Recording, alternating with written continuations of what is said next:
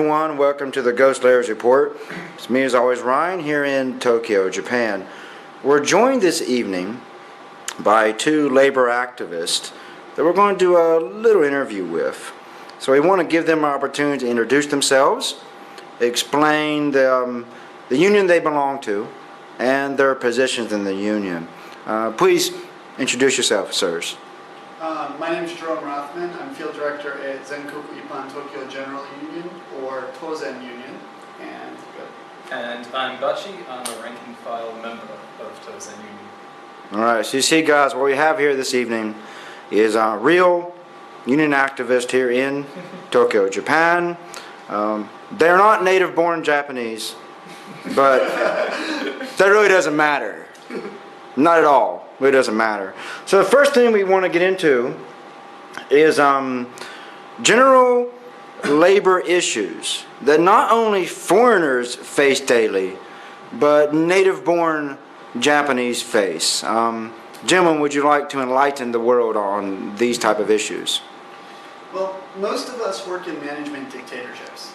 So we have a system where we don't have a lot of power at the workplace. This is a situation that is happening all over the world, and without a union contract or without a strong union backing you up, management can get away with a lot. They can fire you, they can raise your pay and lower your pay as they see fit. You don't have any power at all to confront management. If you try to confront management alone as an individual, it might feel satisfying to tell the boss, I don't want to do this, but it's not very productive ultimately in the long run. So throughout history, of course, organizations formed at the workplace to build power for the workers so that they can confront management in a meaningful way. And that's what our goal is at this organization, is to build unions at workplaces to pressure management to improve working conditions. You'd asked a question about what are the basic issues facing Japan, Japanese workers or people who are working in Japan. There are a lot, but one issue that I'd like to highlight today is the issue of irregular workers. I don't know the exact statistics, but this is a problem that is growing more and more. That workers are on these short-term contracts or these temp contracts or part-time contracts. In America, they call these contingent workers. In Japan, they like to prefer Hiseki Rorosha, which is, if I'm not, do I have the Japanese right? They normally call them freeders. Freeders, okay. Well, at any rate, these are workers who are in one of these short-term contracts.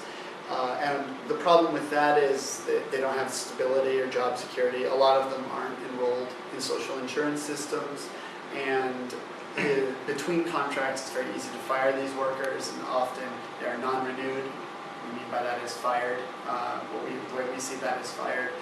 And it also drives apart our ability to organize workplaces because we're all competing with each other for that renewal. This is just a growing problem, and as a result, it weakens all workers in Japan, not just foreign workers, but workers in general. And as a general union, most of our workers are irregular workers, and we have to fight to improve working conditions in that environment. Yeah. I can just add to that as well. Like the last figure I heard was that there are 6 million freeders in Japan, and they're heavily concentrated among the younger generation. And it's also a broader labor issue, goes back longer in Japan, is that there's a freeder labor activist called Karen Amamiya described it as like in Japan today, either you're unemployed or you're working yourself to death. You're doing the term is karoshi. It's suicide by overwork. So it's really like you're in one of these two extreme poles. It's a very irrational labor setup.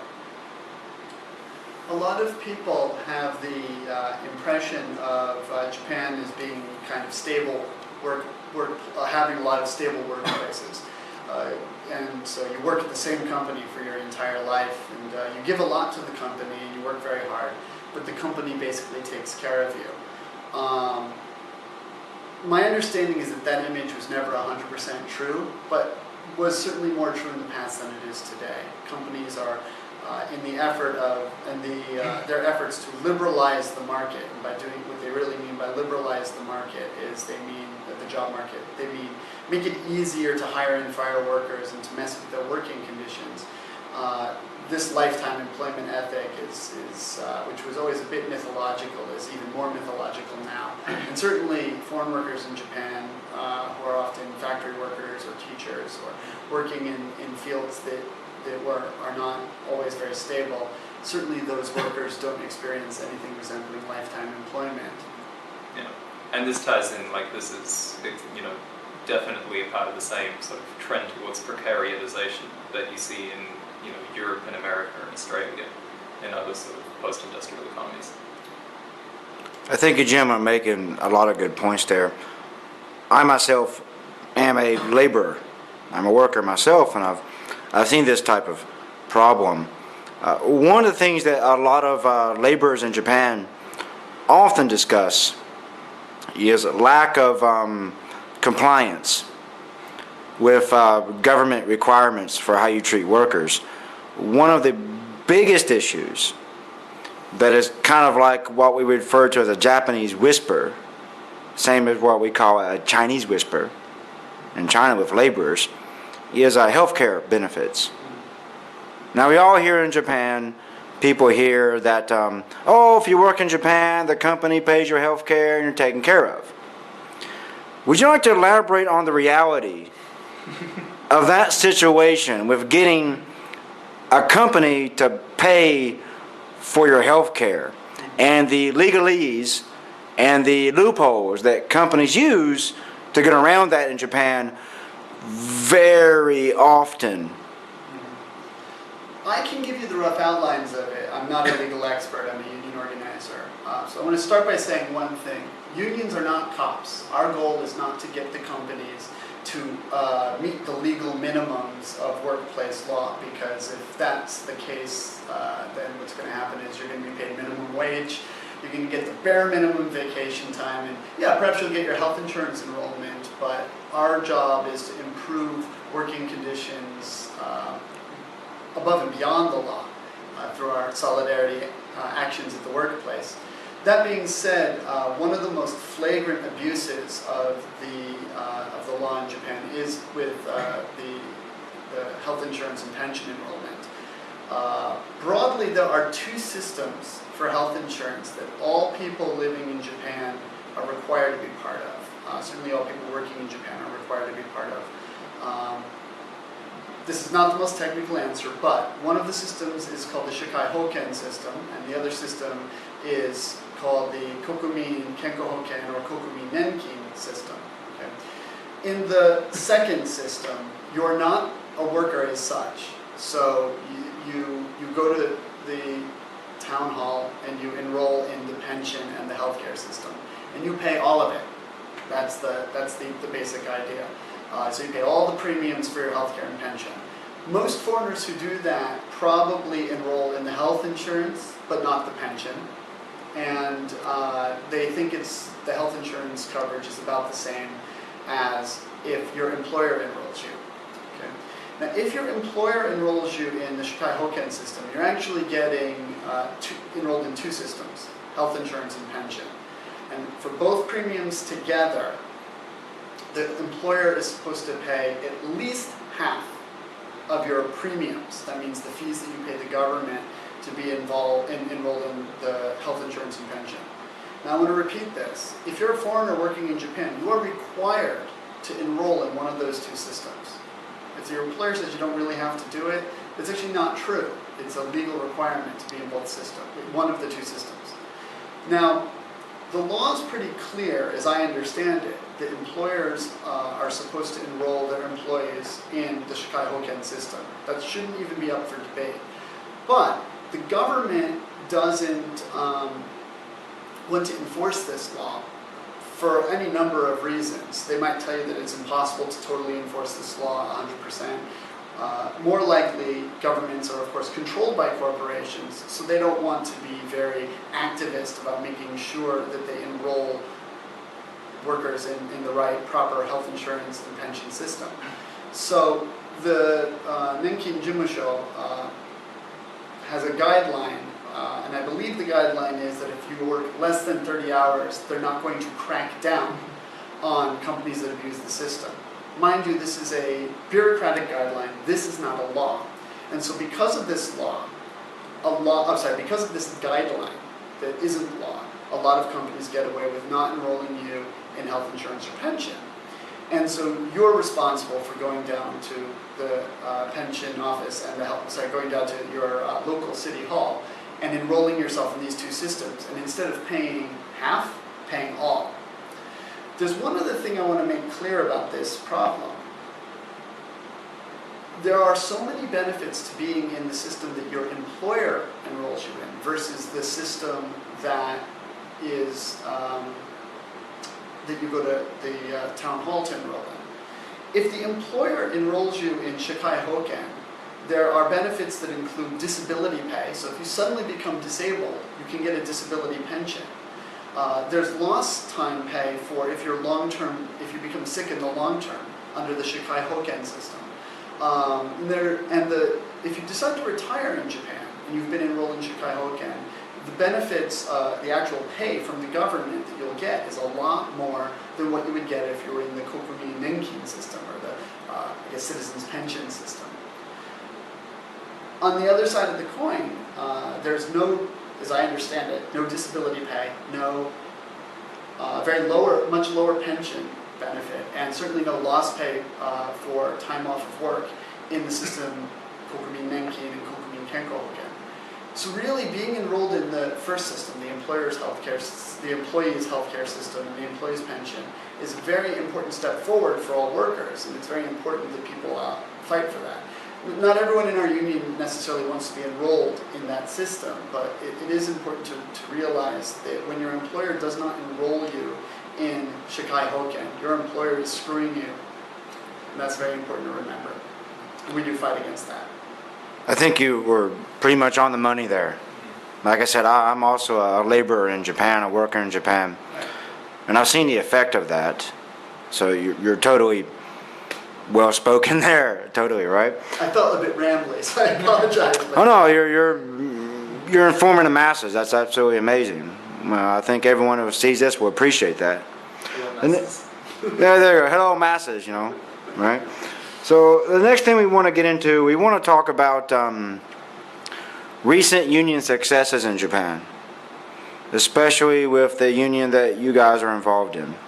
If you're able to speak on that, some things you recently have been able to do to help labor here in Japan. Okay, recent successes. Well, the first thing I'll start by saying is that successes are quite hard to come by, but through a lot of effort and determination, some of our members have been able to have very significant successes at their workplaces.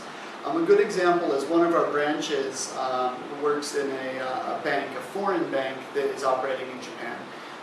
And these workers won a significant 3-year labor management agreement, including winning raises, regularization of workers, and something called prior consultation, where the workers have to be consulted before major changes are made to policies and procedures around the workplace. So this was a very big success for Tozen because, to be honest, winning financial demands in the first contract fight is quite rare, but it is possible. The reason why they won that is not because they had a really good lawyer. The reason why they won that is not because they had a great organizer, though they did have a great organizer, our union's president, Louis Carlet. The reason why they won that is because they had a lot of solidarity at the workplace. One day they even all wore the same color just because management was stalling on finalizing the labor management agreement. So the way to win at the workplace is definitely to have as many people join the union as possible and to act together and to act with a great deal of solidarity and to show management that the workers are very serious. So that's one big example of the kind of activism at the workplace that can win real gains for workers. It's really good to hear that because, a lot of foreigners who are interested in internet activism and interested in going to Japan are often, foreign teachers. So the story you don't hear a lot of times is people who are here who are not teachers. People are here as bankers or as dishwashers. People here are working in bars. you don't hear about those people. They're almost invisible. And I think everyone could appreciate that the union you're involved in is representing everyone and including everyone. And that's a very uniqueness, I would say, to what you gentlemen are involved in. Now, we do want to get into a little bit of our recent setbacks, things that have not worked, and struggles that you're continuing to take up at the moment. Okay, well, we haven't had setbacks so much, like really catastrophic events that have, undermined us. What we have is constant frustrations. There's one thing that we call, sort of jokingly within the union, permanent temporality, which is that in organising foreign workers, we have this constant mentality of, oh, I'll be going home soon, I won't join the union, I won't commit to a fight. And, there is something we stress to members is that if you're going to be in a union, you need to be able to commit to a fight for a couple of years. This is going to be a part of your life. The other problem we have is that there are a lot of attitudes towards unions and labour that both Japanese people and foreigners in Japan have, which, really make it more difficult for us to organise. One of the most common ones is the belief that unions are a sort of a last resort organisation. So if you do, a lot of people do kakekomi, which is like you get fired, you join a union and you ask the union to negotiate on your behalf. What we really prefer people to do is to take a more sort of solidarity unionism approach, where they would, join and organise in advance and, be proactive in trying to, win demands of the workplace. So, it's a really sort of a long-term education struggle in that regard. That's one of their greatest challenges. Just to add to that, yeah, we do get a lot of workers come in and something's already happened. And so if I were to advertise, and I'm not very good at advertising the union, but if I were to advertise, I would say, are you happy at your workplace? Do you enjoy your job? Do you take pride in your work? Do you want to stay in Japan a good long time? Do you want to improve things at your workplace? That's a great place to be in, to join a union. I think many people think that unions are there for workers that have it bad. And of course, unions are there for workers that have it bad. But it's very important if you have it good to organize. Or if you're a worker at all, in any circumstance, to organize. If it's already too late, if you've already been fired, or things have gotten so bad at your workplace that it's going to be very difficult to fight and win anything except as an individual. Of course you're welcome to join Tozen. We welcome all workers who want to fight to improve working conditions. But the best way to join Tozen is to join with the intention of building a branch at your workplace and building an organization at your current, with people that you know and trust and can have solidarity so that you can confront management. That's the most important thing. So I don't want to discourage workers who've had trouble from coming in. Of course, please come in, and if you join the union, you can get advice and all that. But as far as actually improving your working conditions, it's really good to be committed to your workplace. So at the very least, really good to be committed to building your next workplace if you're going to leave that job. That's very important. And also remembering that a union is not a help center. There are help centers in Japan. There's Rodo Kijun Kantokusho, which is Labor Standards Office. There's another one whose Japanese name escapes me, probably more from nervousness of being interviewed, but it's Labor, I think it's Rodo Sodan Joho Center, so Labor Consultation Information Center. There are lots of organizations that do that, and they're good organizations, but those are government organizations, so they're not always good. But there are good organizations that are out there to provide support and help. That's not what we are. We are a union. We build organizations at workplaces so that we can actually win concessions from management, build powerful workers. So if you're prepared to do a lot of work, if you're prepared to be an activist, you should join this union. If you're looking for a cheap help center, this isn't it. They do exist, this is not it. So please come prepared to work, because we're all working very hard on improving working conditions in Japan, and it is not an easy job. Okay, gentlemen, the last thing we do want to touch on is a building movement that's been going on for several years, and apparently it seems it's got quite large. It's the dispute happening at Berlitz. Now, Berlitz is a privately run English language school, and the teachers there have had quite a fight. What can you tell everyone who watches this generally about how that started, and what are their issues, and what's happening with that movement? Sure. Just to clarify right off the bat, this is a dispute involving a different union, and we do have, I think we have one member of the Berlitz union in our union, but and neither of us are exactly experts on this particular dispute, but we can speak a little bit about it because we do feel it's a very important dispute. Essentially, there was a court case that started a number of years ago where executives of the Berlitz Union, which is the name Bergunto, were sued because the Berlitz management charged that the strike was illegal. And there were certain elements of the strike that were not consistent with Japanese labor law. And this lawsuit was for millions of dollars, for millions of yen, not millions of dollars. Do you know how much the lawsuit was for? No, It's I don't. escaped me. For a lot of money, so there's no way any of the people who are involved in this could have reasonably paid for this, for the damages of the lawsuit. What ultimately happened was that the court, in a very strongly worded verdict, defended the Berlitz Union's right to strike. Now, why did the Berlitz Union strike? Well, as I understand it, it was for pretty standard things. They wanted improved wages. They wanted, and they wanted to have they wanted. I don't know actually some of the contract details of it. Do you remember? I'll just pull up that in.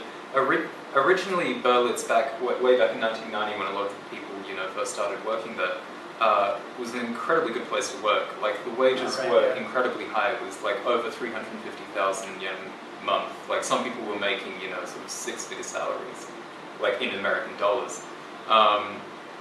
Gradually, though, as this happened pretty much everywhere, the company was taken, subject to a lot of takeovers by a lot of sort of, Harvard Business School types who don't know how to do anything other than, cut costs and wreck perfectly functional operations.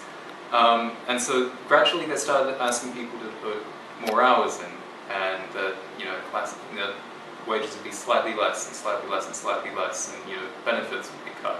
Extra classes would be cut, overtime would be cut. And eventually, in the early 2000s, this got to a point where people started to band together and say, we have to do something. And, they did manage to organize, like, a fairly small branch. And then, as happens, they decided eventually to go on strike over, I can't remember the specific issue. And this, this galvanized a lot of people there to say, yes, let's finally, get involved in this. Now, what they managed to do was they managed to have some of the most, really radical sort of labor actions that, have been done pretty much anywhere in the world.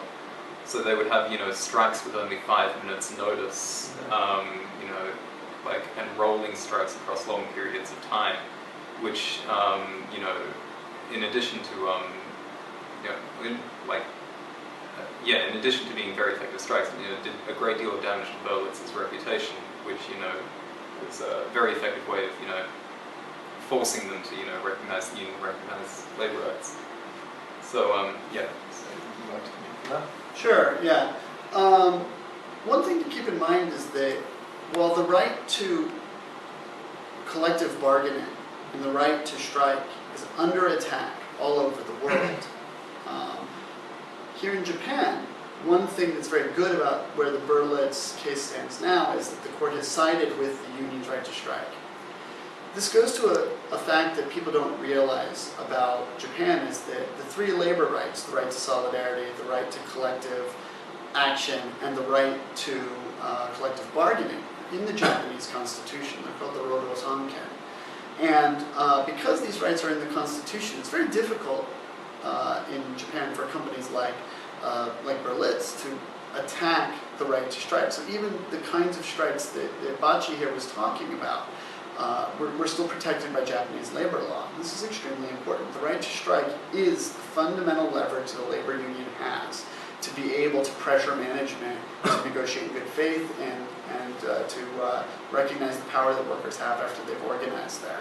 If you don't have the right to walk off the job in an organized way, then a union is toothless. And because the court recognized this, even though the striking methods were a bit unstandard, they were still consistent with Japanese labor law.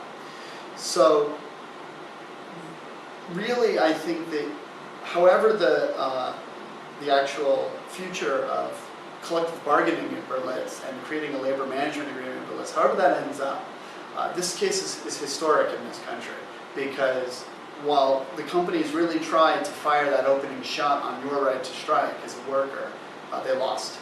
And as they should lose all over the world. So, of course, a lot of union action, a lot of time, a lot of energy needed to go into defending the right to strike. Now, one other thing, you talked about challenges that we face. I wanted to address something about that here. Companies do a lot of things to scare people into leaving unions. One reason why lawsuits are so popular to sue unions is because it scares workers into not wanting to organize. You saw this happen in the recent Chicago strike. Rahm Emanuel, a Democrat, decided that he would take the teachers to court because they were striking, and he wanted to call the strike illegal. This is a very common thing. There's a real threat that might work in a country like the United States, but in Japan, it didn't. It didn't work at all, and it drug out for a couple of years, whereas it could have happened very quickly in the United States. So when you think about how important the right to strike is and how quickly people are willing to use the court system to try to destroy the only leverage workers have against their employers, is it's a very serious issue. And the Berlitz Union did a very good job. The Gunta did a very good job standing up to that bullying, and they deserve to be commended. And everyone in the Japanese labor movement has a great deal to be thankful for their hard work. I think there's not much more to say after that. I want to thank you gentlemen very much for your time today. I know that you're both busy and you have your own lives, and I think everyone who watches this appreciates. I have one more thing to say. Well, please do, please do. Our website is www.tokyogeneralunion.org. That's one word. Like I said, I'm not very good at advertising the union, but if you're interested in joining our movement to build powerful workers at their workplace, or building power for workers at your workplace, all of the information you need about how to find us, how to get in touch with us is there, and I'd be more than happy to meet you here at our office. All right. No problem there. No problem promoting any union. So again, we want to say, guys, you guys have pretty much said it all. Very straightforward. Again, we want to thank you for your time. We know you're both busy. You have your own lives. And yes, everyone that watches this, join a union. Join your local union. Find out which unions represent your industries. If there's not one, join a general union. If there's not a general union, well, make a union. Yeah, start your own union. All right. So this is the Ghost Laborers Report. Here interviewing two labor activists here in Tokyo, Japan. Until next time, this is me checking out.